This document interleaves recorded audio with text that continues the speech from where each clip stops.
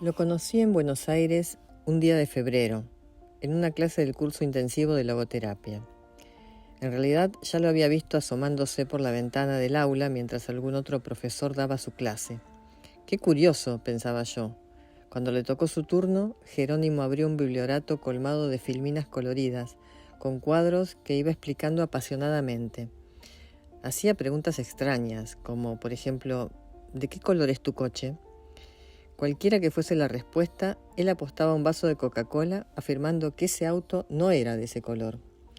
Así explicaba la diferencia entre ser y tener, entre lo fáctico y lo facultativo. Esa fue la primera vez que lo vi desplegar su magia.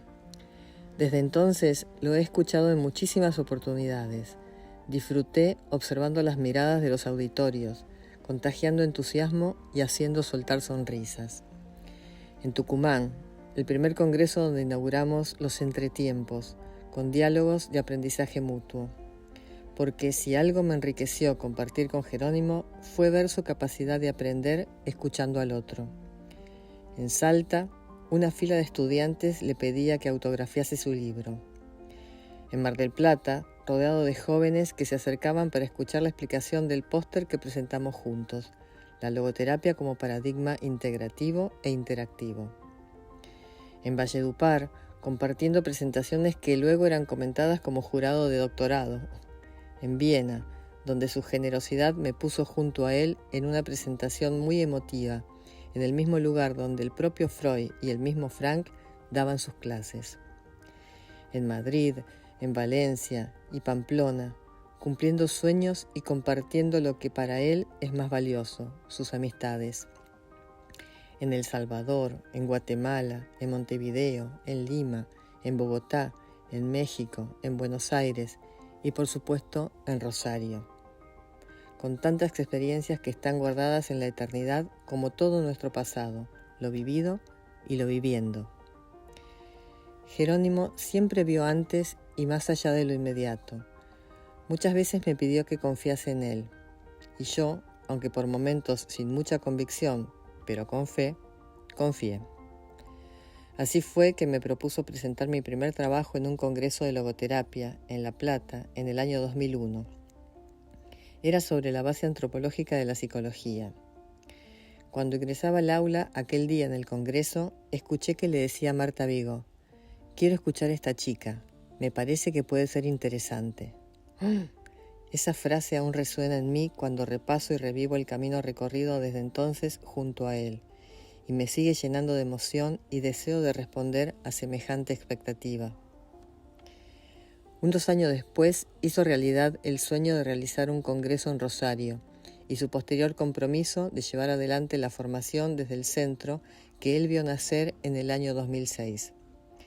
No solo impulsó la creación del centro, también se involucró cuando en el año 2008 nos sugirió interesantes reformas arquitectónicas en la propiedad que estábamos reconstruyendo. Y finalmente, su apoyo incondicional para que escribiera y publicara mi primer libro, La búsqueda de lo posible. Pero con Jerónimo no cabe decir finalmente. Él es un gerundio existencial, siempre proponiendo, haciendo, andando, viviendo. Así nació Ser Siendo, 3 miradas desde la logoterapia, trabajo que hicimos junto con Pablo Echevere. Entre tiempos es el modo en que junto los recuerdos de lo vivido con Jerónimo, porque es en esos intervalos, las pausas, donde surgieron los momentos más significativos de nuestra amistad. El día que vino a Rosario a definir detalles del Congreso del 2006, comimos en casa un asado. Le había comentado que mi padre no estaba en un buen momento.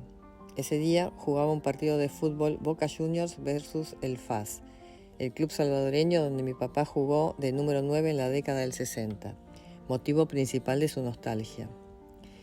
Jerónimo logró ofrecerle otra mirada de su historia, confirmando una vez más que somos hijos de nuestro pasado, pero no esclavos, y somos padres de nuestro porvenir. Mi papá junto a él ese día escribió una reseña que luego fue publicada en el diario Clarín. Inolvidable experiencia y lección de vida para todos. Con Jerónimo se puede compartir desde lo más profundo del dolor humano y lo más intenso de la alegría y del buen humor. Me acompañó en duros momentos de una enfermedad y vibramos en el Monumental viendo al River Plate de sus amores ganar frente a Talleres de Córdoba en una clave definición de campeonato.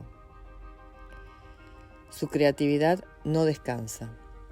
Es un apasionado inventor de oportunidades. Es decidido y ejecutivo. Admiro su capacidad de trabajo y su entusiasmo cuando está motivado. No es nada nuevo lo que digo, pero la emotividad de Jerónimo la lleva a todas partes. Vive intensamente y sufre también intensamente. Y si no, prefiere no hacer nada. Pero esto raramente ocurre, porque él es pasión y entusiasmo. A veces le digo que es un copado. Creo que él no sabe todo lo que ha hecho. Y lo digo en forma general y en plural. Nos ha dado, a mí y a tanta gente, conocida y cercana como también tantos desconocidos y distantes.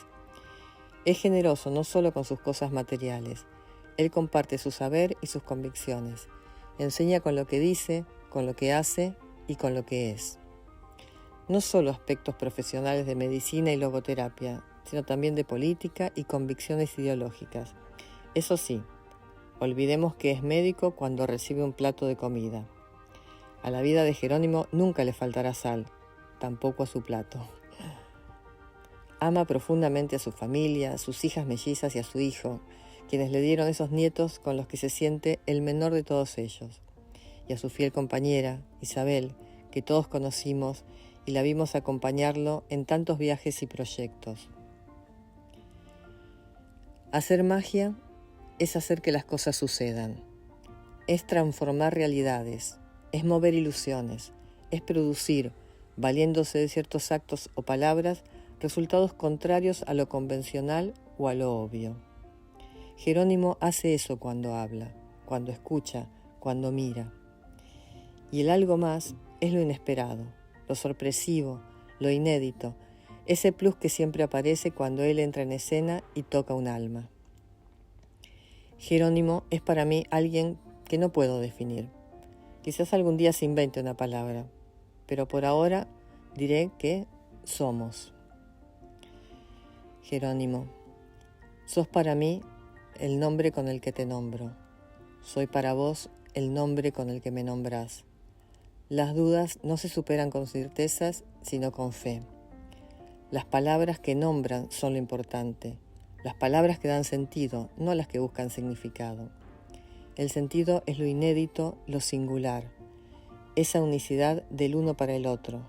La unicidad del dos ahí, haciendo, componiendo, bailando, jugando, viviendo.